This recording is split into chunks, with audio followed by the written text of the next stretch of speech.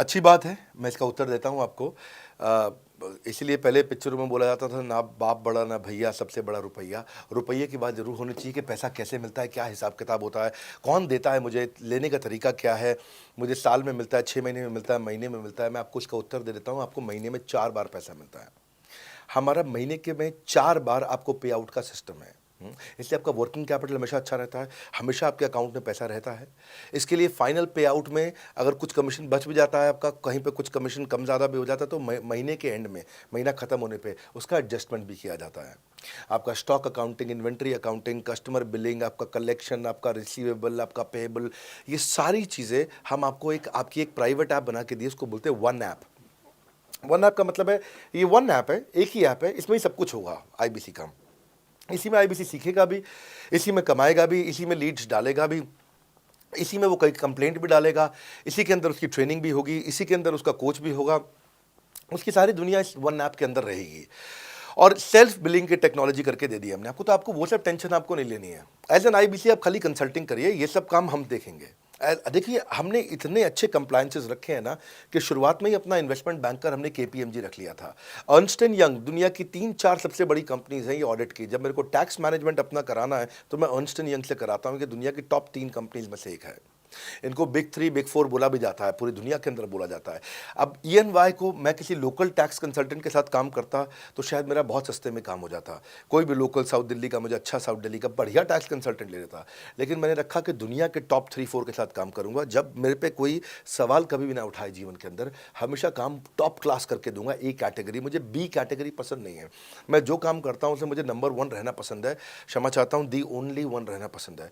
तो हम लोगों ने ऐसा ही किया कि रियल टाइम कमीशन दिया, कंप्लेंट मैनेजमेंट सिस्टम बना दिया। अगर आपका कोई सुझाव है, कोई फीडबैक है, कोई क्वेश्चन है, कोई कंप्लेंट है, हमारा 98.5 आउट ऑफ 100 कंप्लेंट्स या रेजोल्यूशन सेम डे खत्म हो जाती हैं। हमारा टारगेट है कि हम रोज रात को, आज के दिन तक, सुबह से शाम तक की जितनी भी कंप्लेंट, सजेशन, क्वेश्चन, डिस्कशंस आए, वो रात भर तक खत्म होकर जाए।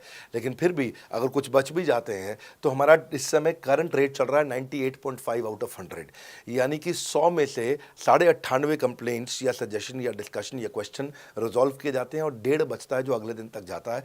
वो भी इसलिए कई बार कि कोई रात को लेट हो जाती हैं कुछ, तो हम, हाँ, तारीख बदलने से पहले, 12 बजने से पहले पहले उसे ख़त्म करना होता है।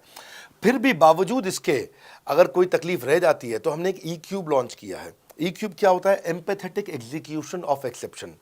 आप ऐसे समझिए कि सारी कंप्लेंट्स तो रिजॉल्व हो जाती हैं, पर कोई अजीब सी ऐसी नई कंप्लेंट आ गई जो हमारी किसी पॉलिसी में ही नहीं है। आज तक हमारी 742 पॉलिसीज बन चुकी हैं, 742 प्रोसेस डॉक्यूमेंट बन चुके हैं।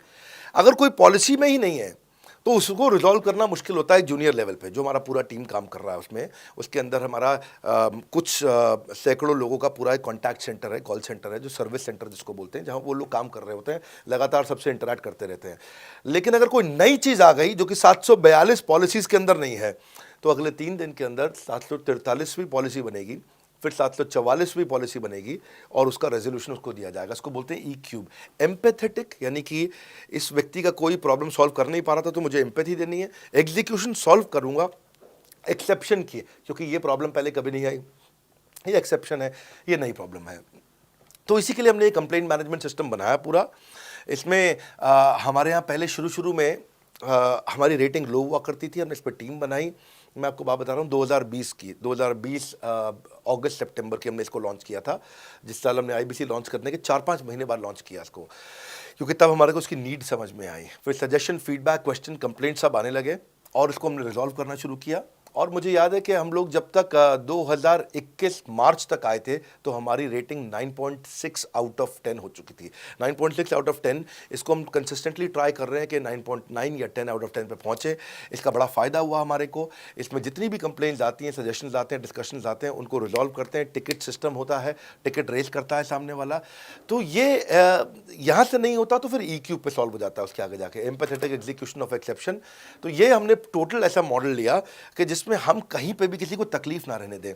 पर फिर भी कहीं होता है कि पूरी ऑर्गेनाइजेशन लेवल पे कोई सुझाव देना चाहता है, वो पर्सनल लेवल पे नहीं देना चाहता, ऑर्गेनाइजेशन लेवल पे सुझाव देना चाहता है। तो हमने दुनिया की पहली ऐसी कंपनी बनी जो कि डाउनलाइन से अपलाइन का रिव्यू कराती है। मैं साधारण भाषा में बता रहा हूँ आपको। इसका अर्थ क्या हुआ, सारे आईबीसी देश के बैठते हैं, 10,000 आईबीसी बैठते हैं और हमारी टॉप मैनेजमेंट बैठती है महीने में 1 दिन। और महीने में 1 दिन हम लोग बैठते हैं। इसको हम लोग हर महीने के पहले इतवार को करते हैं इस मीटिंग को, first Sunday off every month. ये सुबह 11 से एक मीटिंग चलती है, 2 घंटे के लिए एक्सटेंड हो जाती है, 3 घंटा जाती है। यहाँ पे जितने भी हमारे आईबीसी हैं वो हमारी टॉप मैनेजमेंट, यानी कि मैं CEO, chief operating officer, chief strategy officer, chief financial officer, chief learning officer, chief technology officer, chief product officer, chief service excellence officer, ये सारे के सारे जितने भी चीफ है हमारी कंपनी के, ये सब बैठते हैं। और कोई भी आईबीसी पब्लिक में 10,000 लोगों के सामने हमसे कोई भी सवाल कर सकता है। और उससे क्या हुआ, धीरे धीरे धीरे सारे आईबीसी का हमारे पे बहुत कॉन्फिडेंस आया, ट्रस्ट आया कि भाई कंपनी हमारे साथ बैठती है, हमारे आइडियाज़, हमारे सुझाव सुनती है। और जितनी इंप्रूवमेंट हम ला पाए ना, उस इंप्रूवमेंट का कारण ही यही था भाई साहब, हम इसीलिए कर पाए क्योंकि हम सारे लोगों को सुनते हैं और उनके सुझावों को लेते हैं और सुझावों को इंप्लीमेंट करते हैं। हर बार इतने सुझाव आ जाते हैं, इतने सुझाव आ जाते हैं, तो हमारा भी ये मानना है कि आप 4 नई चीज़ लॉन्च करो, 3 फेल होंगी, 1 सक्सेसफुल होगी। फिर 4 नई चीज़ लॉन्च करो, 3 फेल होंगी, 1 सक्सेसफुल होगी। फिर 4 नई चीज़ लॉन्च करो, 3 फेल होंगी, 1 सक्सेसफुल होगी। और इस तरह एक सक्सेसफुल करते करते करते करते करते हम इंक्रीमेंटली इतना आगे जाते हैं कि उसका रिजल्ट एक्सपोनेंशियल हो जाता है। और यही होता है कि हमारे को जब सुझाव मिलते हैं, अगले महीने आकर के अगले महीने के पहले संडे को हम पिछले सुझावों की रिपोर्ट कार्ड आपको सबमिट करते हैं। पीछे आपने हमारे को टोटल मिलाकर के 42 सुझाव दिए, इन 42 में से 35 इंप्लीमेंट हो गए, इन और 35 में से 35 के बाद ये 5 हैं, इनको इंप्लीमेंट करने की कोशिश किया जा रहा है और 2 को हमने छोड़ दिया है जिनको हम इंप्लीमेंट नहीं करेंगे। इस तरह सामने वाले सारे के सारे 10,000 आईबीसीज को, जो 10,000 आते हैं, एक बार में हम 10,000 लोगों को बुला लेते हैं और उनका सबका बड़ा कॉन्फिडेंस बढ़ता है और वो देखते हैं, फिर अगली बार वो और आके सुझाव देते हैं। पहले से ही अपना स्लॉट बुक कर लेते हैं कि मैं सुझाव देना चाहूँगा।